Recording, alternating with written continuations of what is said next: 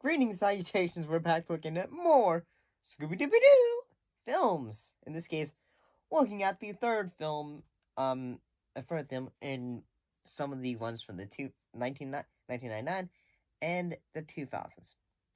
In this case, Scooby Doo and the Alien Invaders.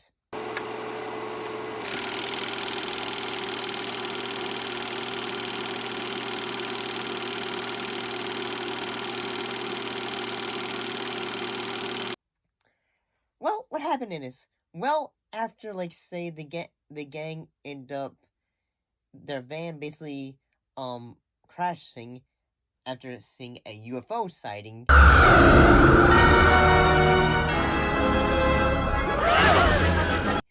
The gang end up, landing in a small community town, where at one point, Scooby and Shaggy end up getting taken from aliens.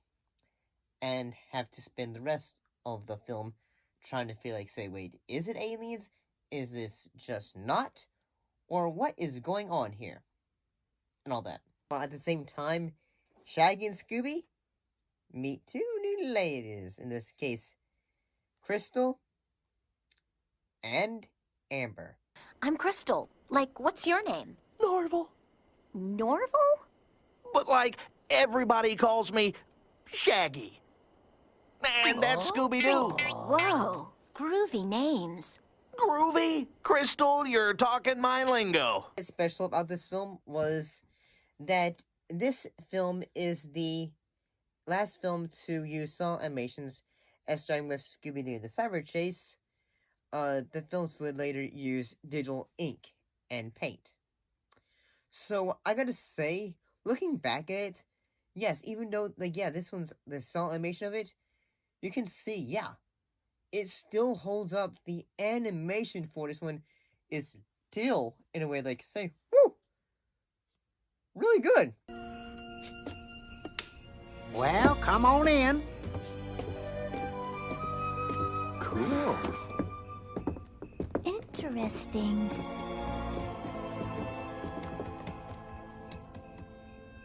Have you, told the media about your experience, Lester?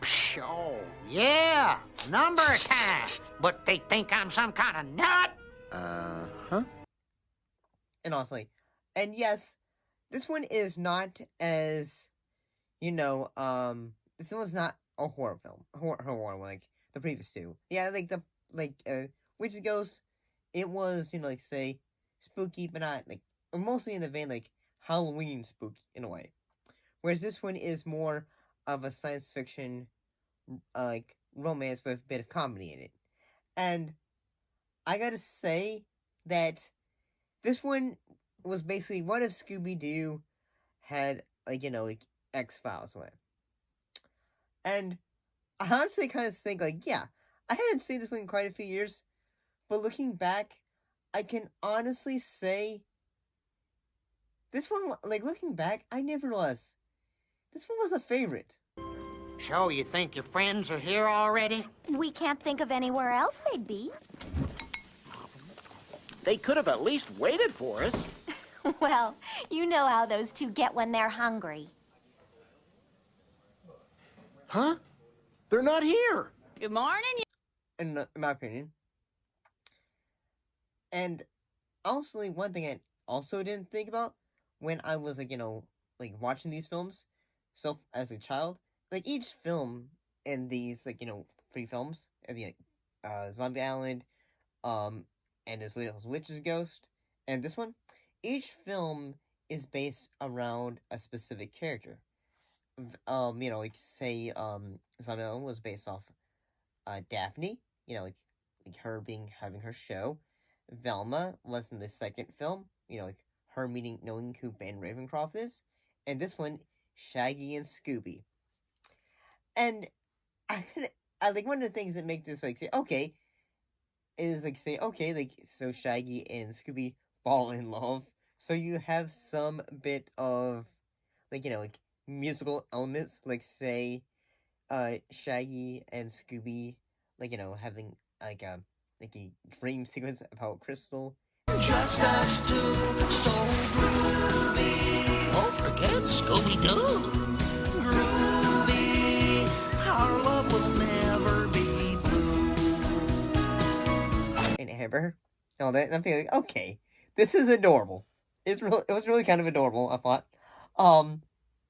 At the same time, I'm thinking like, say, was this most kids like thought process when they like say, wait, people have babies and all that. Just us two, so groovy. And Shaggy Jr. too. Groovy. And maybe some baby dogs too.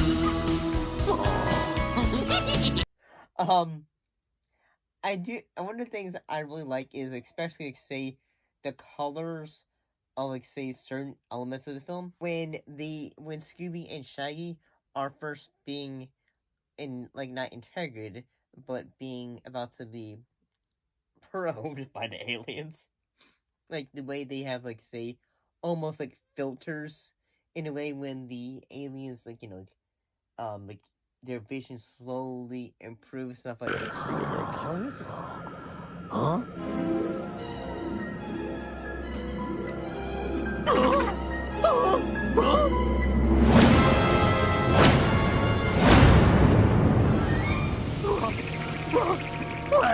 Not now, Scoob.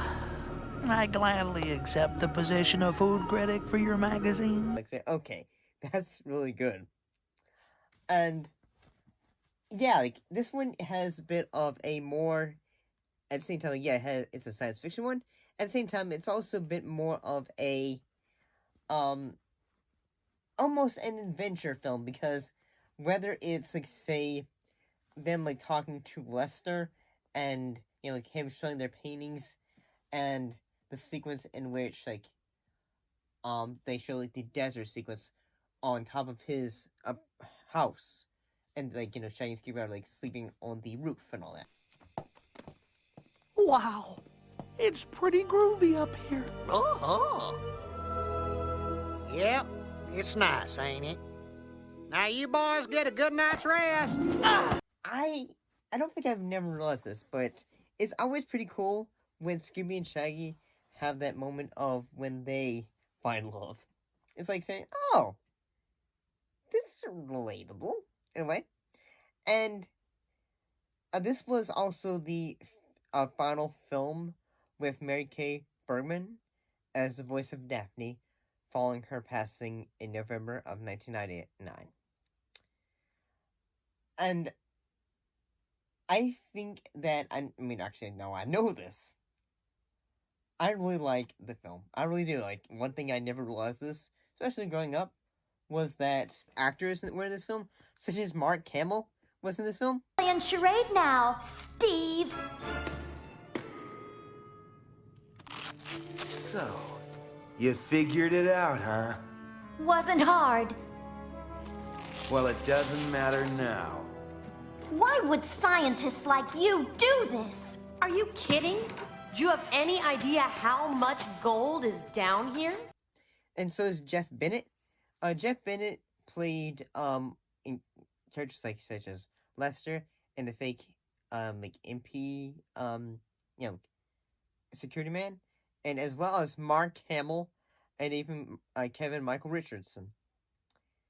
So yeah, Mark played Steve, an agent and fake MP agent number 1. And yeah, I thought this one was, like, looking back again, I thought it was entertaining. I thought visually, this is pretty good.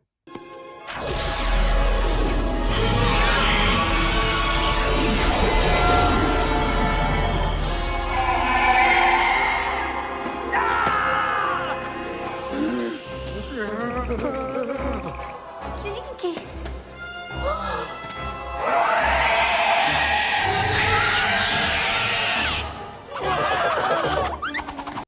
And I do think the like designs that are for Crystal and Amber, like when like they're alien like forms, I thought, okay, this is a great design because it kind of like harkens back to like in like classic alien designs and all that. And yeah, I think the idea of the scientists being able to have like all these ideas of how to make the aliens and all that stuff are pretty good. Yeah, but I gotta say, this is a very entertaining film and at times kind of sweet, I'd say. I'm looking for someone too. But they say long distance relationships never work out. Yeah.